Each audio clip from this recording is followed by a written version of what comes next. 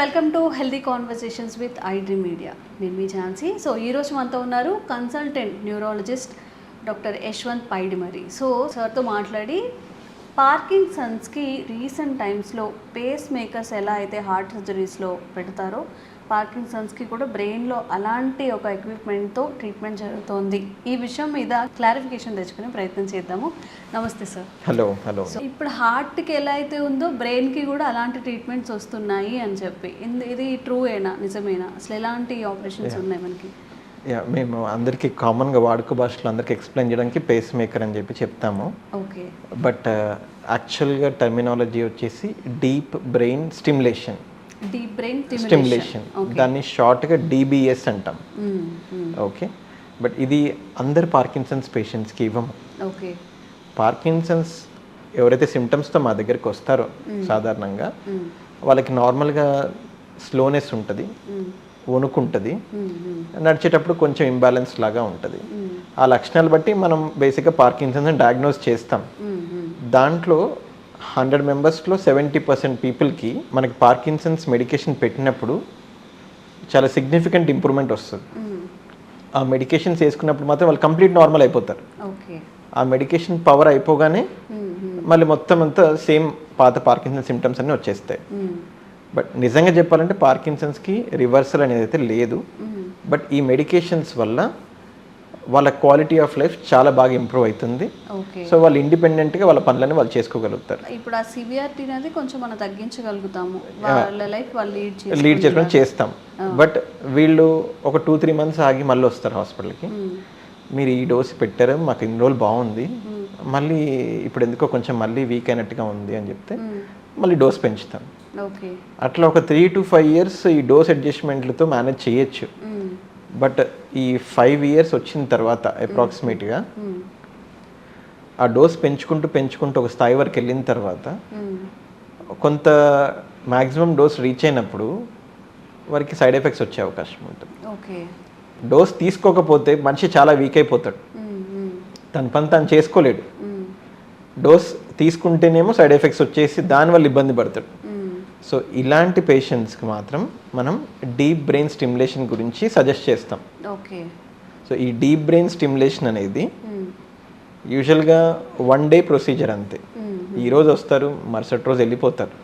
But procedure ఎలా ఉంటుందంటే ఈ వైర్స్ ద్వారా బ్రెయిన్లో ఒక పేస్ మేకర్ లాంటిది పెడతారు.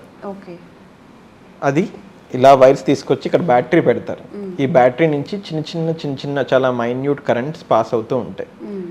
ఆ కరెంట్స్ పాస్ అవ్వడం మూలన బ్రెయిన్లో ఒక పర్టికులర్ ఒక పార్ట్ని అది స్టిమ్యులేట్ చేస్తూ ఉంటుంది.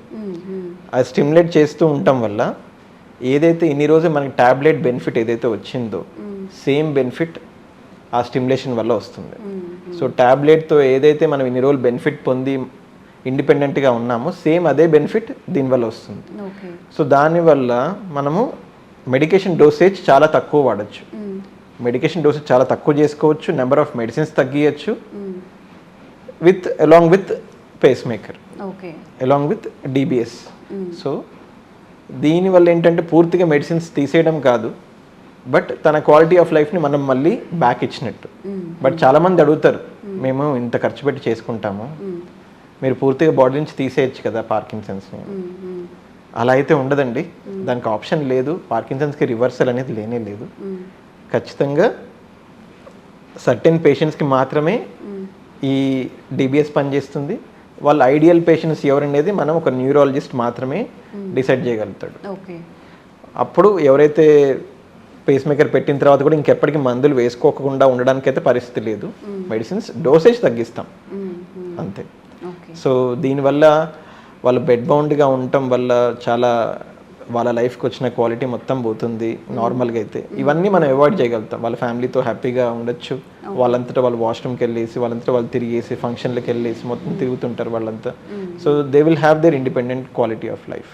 ఓకే. అంటే ఇప్పుడు దీని ద్వారా అసలు వాళ్ళకి ఏం జరుగుతుంది బ్రెయిన్లో, ఇంకా నెక్స్ట్ స్టెప్ ఏంటనేది తెలుస్తుందా? అంటే నెక్స్ట్ ఏం జరుగుతుంది, ఎలాంటి డ్యామేజ్ అయినా ఉంటుందా అనేది?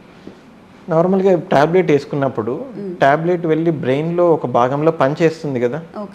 ఏదైతే భాగంలో పనిచేస్తుందో ఈ పేస్ మేకర్ కూడా కరెక్ట్గా అక్కడే పనిచేస్తుంది.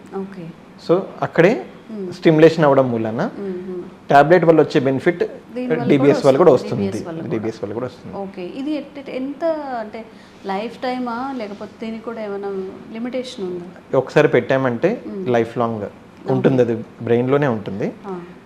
నార్మల్గా దీని బ్యాటరీ లైఫ్ అనేది 5 to 7 years ఉంటుంది. ఓకే, 5 to 7 years అయిపోయిన తర్వాత జస్ట్ ఇక్కడ పెట్టేదానికి రీజన్ కూడా అదే.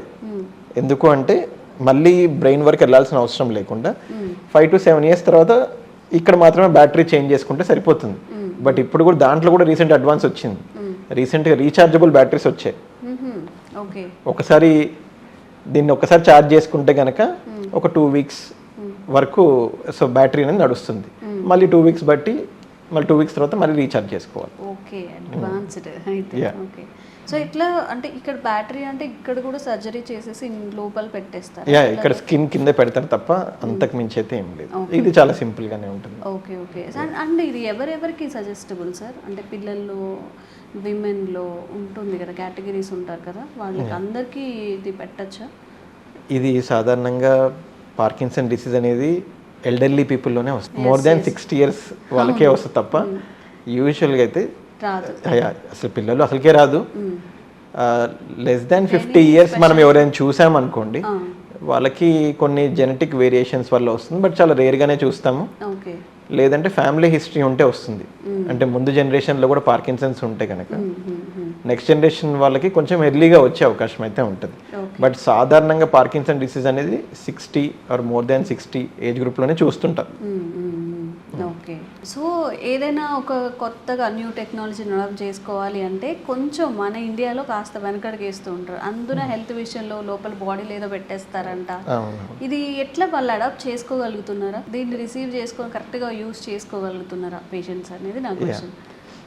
ఇనీషియల్గా ఒక 5 to 6 years బ్యాక్ వరకు ఫస్ట్ ఎవరికైనా దీని గురించి చెప్పినప్పుడు వాళ్ళు అర్థం చేసుకోవడం, అసలు ఇది ఒక టెక్నాలజీ ఉందని దాన్ని అర్థం చేసుకోవడం, దానికి అవేర్నెస్ కూడా చాలా తక్కువ ఉండేది.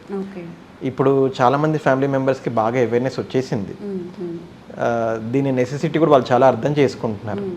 ఎందుకంటే ఈ మధ్య కాలంలో నేను చాలా గమనించింది, క్వాలిటీ ఆఫ్ లైఫ్కి బాగా ఇంపార్టెన్స్ ఇస్తున్నారు. ఒక మనిషి ఇంట్లో మనిషి మన పేరెంట్స్ కానీ మన ఫ్యామిలీ మెంబర్స్ కానీ వాళ్ళు ఇంత కష్టపడ్డారు, మనకి ఇంత లైఫ్ సెట్ చేశారు, వాళ్ళ వల్ల మనం ఈ పొజిషన్లో ఉన్నాము, మనం కూడా వాళ్ళకి ఏదో ఒకటి చెయ్యాలి అనే ఉద్దేశంలో సో ఇలా జస్ట్ బెడ్ పైన ఉండి తన క్వాలిటీ ఆఫ్ లైఫ్ అంతా బాగా డిస్టర్బ్ అయిపోయి అలాంటి వాళ్ళు ఈ మధ్య చాలా అవేర్నెస్ బాగా పెరిగి డిబిఎస్ గురించి వాళ్ళు అర్థం చేసుకొని వాళ్ళందరూ చాలా చేయించుకుంటున్నారు ప్రొసీజర్స్.